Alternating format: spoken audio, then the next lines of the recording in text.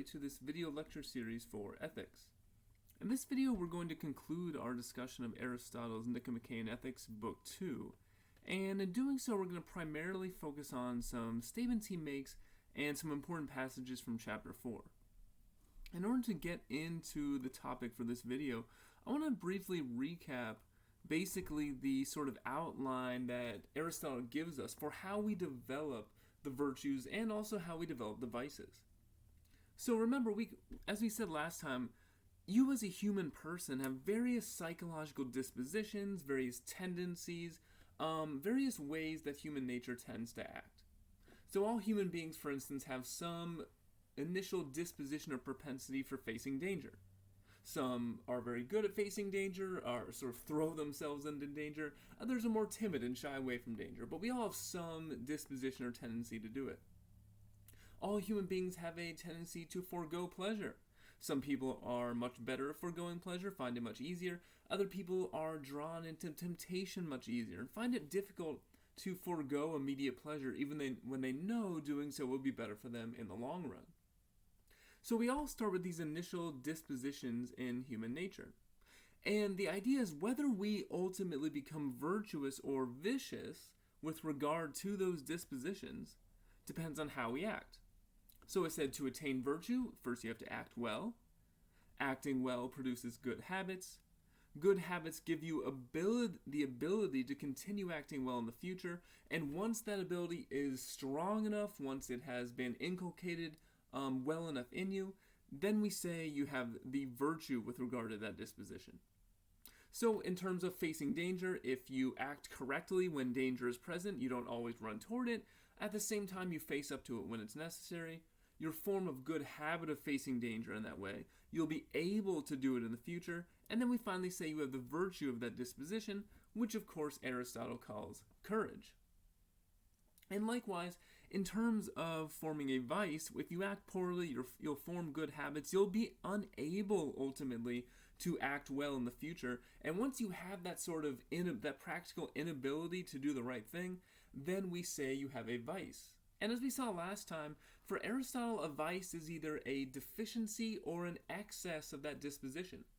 So if you feed your bad habit of being timid and not facing danger when necessary, then that habit will lead you to be unable to face danger when you need to, and you will have the vice of cowardice. Okay, so we have this basic picture, but one important question you should still have about this account Aristotle gives is, how do we get going? Now, to some extent, we looked at that question last time, because the question was, well, how do we know what the difference is between acting well and poorly? And Aristotle says, I can't give you exact guidelines, but we do know that to act well, we're trying to hit a mean between extremes with regard to our dispositions. That's Aristotle's doctrine of the mean. But there's another question here about how we get started, and Aristotle poses this objection to himself in the following passage. So Aristotle says, someone might, however, wonder what we mean by saying that becoming just requires doing just actions, and becoming temperate actions. For if we do just and temperate actions, we are already just and temperate.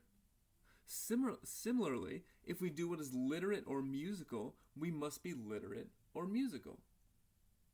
So let's think about it this way. In any state, whether it's a moral state like a virtue or a vice, or a state of being able to play a musical instrument, or in this case to read, we might make the claim that, well, what allows you to act in the appropriate way is that you've already attained the state in question. So what does that mean? Well, in order to play the piano, you must already have attained the skill of playing the piano. In order to do the actions associated with playing the piano correctly, you must have already attained that state. In order to read, one must already be literate, right? We wouldn't say of someone that they're literate if they could not read. And then likewise, we might think the same thing about the virtues. We might say, well, where do temperate actions come from? Where do courageous acts come from? Where do just acts come from? They come from the person with the virtue of justice, the virtue of courage, or the virtue of temperance.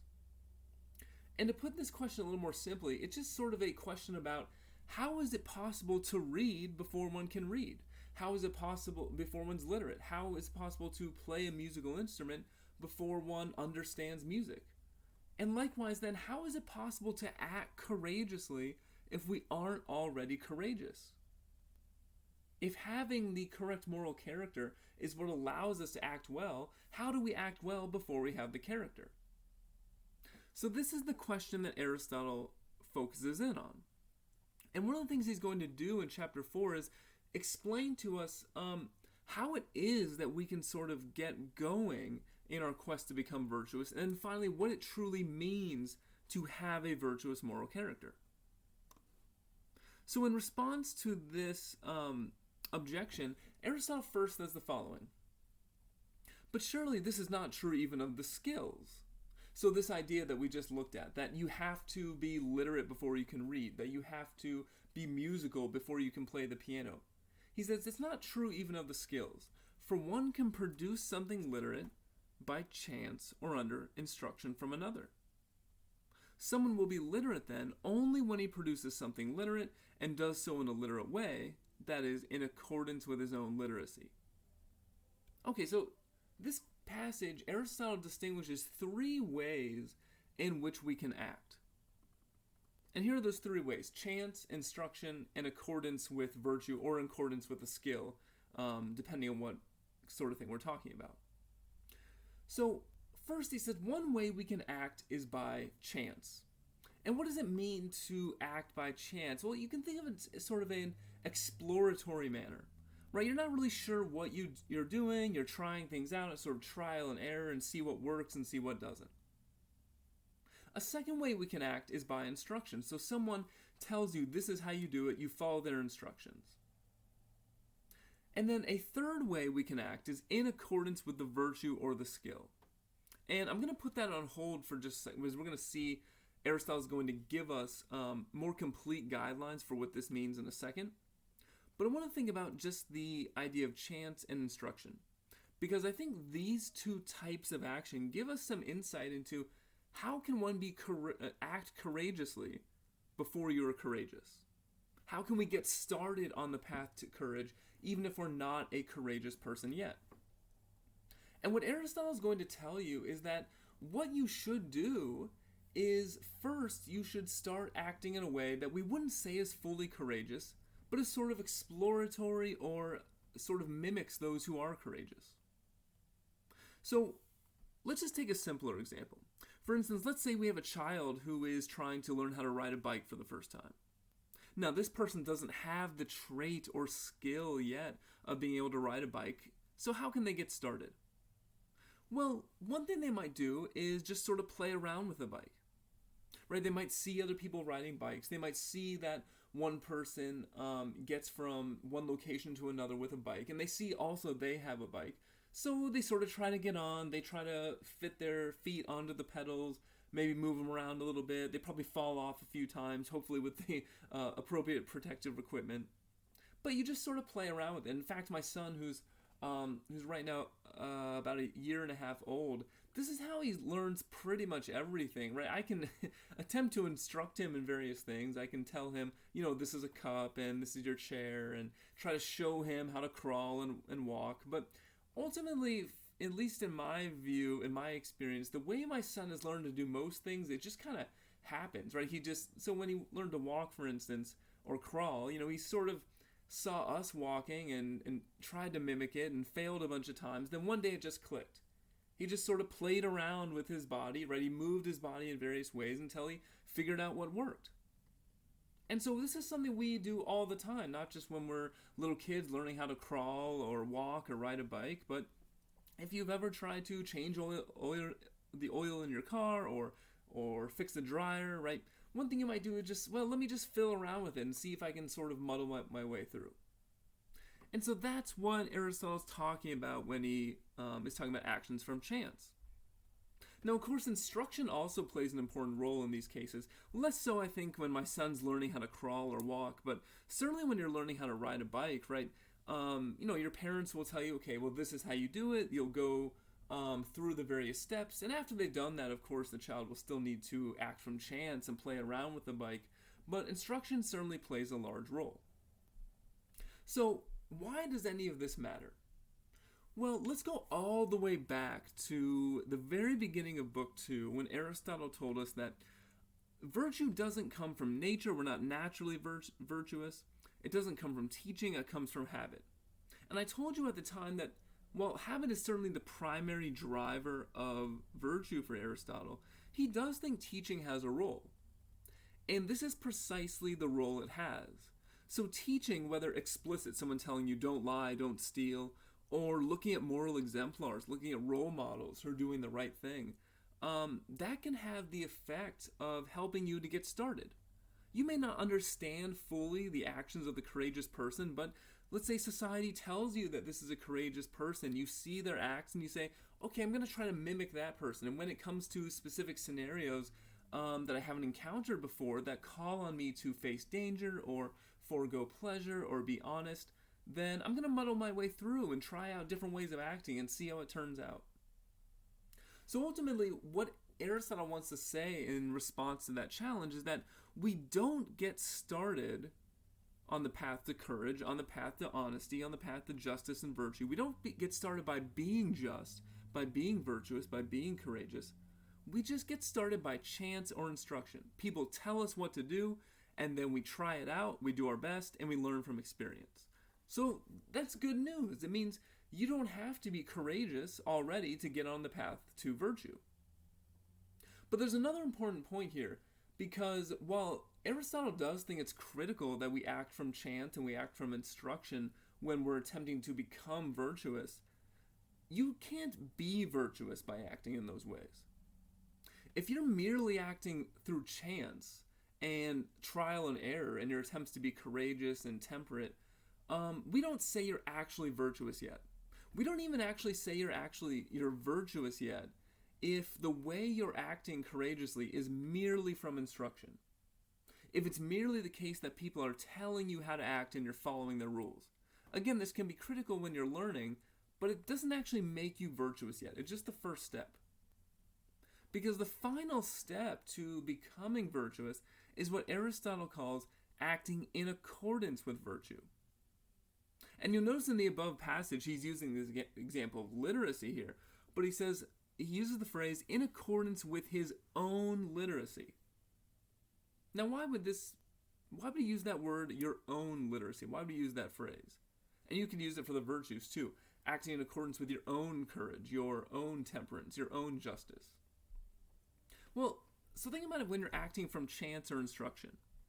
If you're trying to act courageous in a chance or haphazard or trial and error sort of way, we might just say that your random attempts represent an attempt to do what's right, but don't really represent your character. Trial and error really just is trying things out, seeing if they're working, and you're not really committed to saying, well, I definitely know these are the right ways to do it. Think about instruction or teaching as well. If the way you're acting courageously or temperately is really just following a set of rules someone gave you, then that might be good. The rules might be good guides for you. But you may not understand those rules. You may not know why you're following. You may not understand the fundamental rationale for those rules. And so we might say you're not really acting from your own courage or temperance. It's really the courage or temperance or honesty or justice of the individual who's giving you the rules. So the first thing is, chance and instruction, neither of those really constitute your own character. Only acting in accordance with virtue qualifies as that. So what is acting in accordance with virtue? Aristotle tells us that there are 3 conditions that one must meet to act in accordance with virtue. So first, you have to act with knowledge. Secondly, from rational choice, and rational choice of the actions for their own sake. And thirdly, from a firm and unshakable character. Now, the point that Aristotle is making here with these 3 conditions, and as he tells us actually, 2 of them are more important, right? Rational choice for its own sake and a firm and unshakable character are the most important. So Aristotle tells us, with regard to virtues, knowledge has little or no weight, while the other 2 conditions are not just slightly, but all important. I think this is an interesting claim because Aristotle's saying the main obstacle to becoming virtuous isn't actually knowing what is good. In some sense, we know that, for however we get our knowledge, whether you think it comes from human psychology or society or God, right? In some sense, we know that courage is good and justice is good and honesty is good. So that's not, you have to have knowledge of those things, but that's not the primary impediment. And this makes virtue, in some sense, much different from other skills like changing the oil in your car or fixing a dryer or riding a bike, where in some sense, knowledge really is paramount. The main obstacle that prevents me from changing oil in my car is that it's not just that I don't have the proper means or tools, but I also have no idea how to do it. And I might also lack motivation because it's not the most fun activity, but I think my lack of knowledge is the primary impediment. But Aristotle says, no, in terms of ethics and virtue, you need knowledge, but everyone basically knows what's good in some general sense. The bigger problem is a motivational problem. It's a character problem. Right? So, this is why the other two conditions are more important. And what do these mean? So first, rational choice for its own sake. So to act in accordance with virtue, to truly be courageous, for instance, it's not enough that you just choose to be courageous. You choose to be courageous because you recognize that being courageous is good. And this is why instruction is somewhat lacking. If you're just choosing to be courageous because your parents or society told you to be, or because it will benefit you, then you're not fundamentally being a courageous person. To choose virtue for its own sake is to say, I recognize that virtue is a human excellence. I recognize that being virtuous is being the best version of a human being I can be. I recognize that inculcating virtue is part of my human purpose, which is activity in accordance with reason. And so you choose courage, you choose justice, you choose honesty because you know it is good. And you choose it for its own sake. So that's sort of the motivational component. It's not enough that you just act virtuously. You have to act virtuously because you know virtue is good. And then secondly, this idea of a firm and unshakable character. Now remember when in the first video on book 2, I believe this is lecture 12, I outlined for you, based on an article from Christian Miller, 3 different conditions for a virtuous character. And a couple of those were consistency across different situations and stability over time. So if you just are occasionally courageous, well, that's not enough to be fully courageous, right? It's not enough if you occasionally act in a courageous way. You have to be stable over time. You have to consistently do it, not just a couple days out of the week, but every day. Consistently, any time that you are called on to face danger, you need to be there to do it. So stability over time and consistency across different situations. In the example he gave, he said, well, if this person, if they're completely honest at work but they lie to their spouse at home, we wouldn't say they're really an honest person. And so this is what Aristotle's getting at here as well. To truly be courageous or just or honest or temperate, you need to do so from a firm and unshakable character where you're consistently like that over time and across different situations. And once you have these 3 conditions, you know what you're doing, you're choosing virtue for its own sake because you know it's good, and you're acting that way from a firm character that's simply a part of who you are, then you can act, we say you act in accordance with virtue. That is a situation which we say you have finally attained virtue. And so we can see now the relationship between chance, instruction, and acting in accordance with virtue. The first 2 get you started, but the final one, acting in accordance with virtue, that is the end point. That is when you've attained your goal of finally attaining a fully and complete virtuous character. Right? And so this is why he emphasizes that while chance and instruction aren't the final goal, they certainly are important. In fact, one of the things Aristotle says here is that without acting in these ways from chance and instruction, we would have no chance of becoming good. So he says, so it is correct to say that it is by doing just actions that one becomes just, and by doing temperate actions one becomes temperate. Without doing them, no one would even have a chance of becoming good. And so we can think about it this way. The actions you undertake from chance and instruction, they allow you to form habits. When you're first learning, you don't have the virtue in question. There's no way you can form the relevant habit if you don't start from chance or instruction. And once you form those habits, then you can attain the state of virtue, and you can come to make that habit a part of your character, choose it for its own sake. Compare when you're first learning how to ride a bike to when you're expert in riding a bike. When you're first learning how, you're engaging in trial and error, you're messing up, you're falling down, you're skinning your knee. When you become an expert, you don't even have to think about the process. That's why they say it's like riding a bike, you never forget, because with so many things it really is like that. Once it's a part of your character, you don't have to think about it. You simply do it. It's part of your very body, it's part of your very being. And for Aristotle, that is in fact what it means to have a virtuous character. That is the way the virtuous person acts. Now he makes another interesting point here about some people, he says the masses here, who sort of get this whole thing backwards. So remember, when you act in accordance with virtue, you have an understanding of why virtue is good, and that understanding of its goodness makes you have a firm commitment to perform it. And of course, that's the end point. So what we see from Aristotle is that action comes first. Action precedes understanding. First you act, then you form the habits, then you understand what you're doing. But he says many people sort of think they're acting philosophically, and they get this backwards. They think understanding has to precede action. So they say, before I'm going to act in a way that I think is courageous, before I'm going to attempt actions that I think are courageous or just or honest, I need to have a knockdown argument to know this is definitely the right way to act. So here's what Aristotle says. But the masses do not do them, right? The initial actions you need to form virtuous habits. Instead, they take refuge in argument, thinking that they are being philosophers and that this is the way to be good.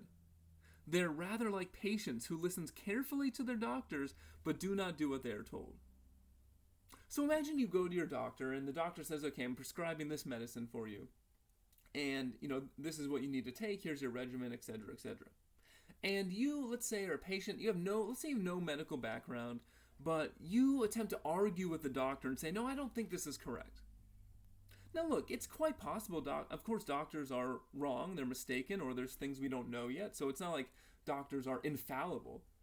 But if your attitude is, I'm going to go to the doctor and take my non-existent medical knowledge and engage in an argument with this person who's gone through years of training and skill and think that I know what's best, then we might say you've sort of misunderstood what's going on. It's not really beneficial for you to try to have an argument about the knowledge of what is best in terms of medicine. Rather, what you should do is, given that this doctor is an expert and given that they're well motivated and want the best for you, you should take their advice. You should act in the way they're saying, take their instruction. Now, it might be the case that after you've done this, we notice some adverse side effects and we might need to change things up. But it would be inappropriate for you to first argue about knowledge and understanding of medicine and then only then act. Aristotle sees a similar thing going on with ethics. He thinks it would be inappropriate for us to think that we need a complete and full knowledgeable understanding of what the right thing to do is before we act, because then we would never act. If we could only act when we knew exactly what it was that courage or justice or honesty demanded in every situation, we'd be eternally locked in argument. As Aristotle puts it, we'd be taking refuge from an argument. And taking refuge from what? From acting in the real world, from doing good things. So again, for Aristotle, the ethical life is a messy life, right? You're going to mess up. You're going to act in incorrect ways. It's trial and error. It's learning from experience. But you have to have an active life. You have to take action. Then you have to reevaluate. And it's a constant quest of doing that in order to develop the right habits, which lead to virtue, and will ultimately allow you to understand why it's good to be courageous, why it's good to be just, and what these virtues fundamentally mean. Okay, so we've seen Aristotle's basic account of how we get started to developing a virtuous character. And to conclude this, I want to consider an objection to the virtue ethics account that Aristotle is giving.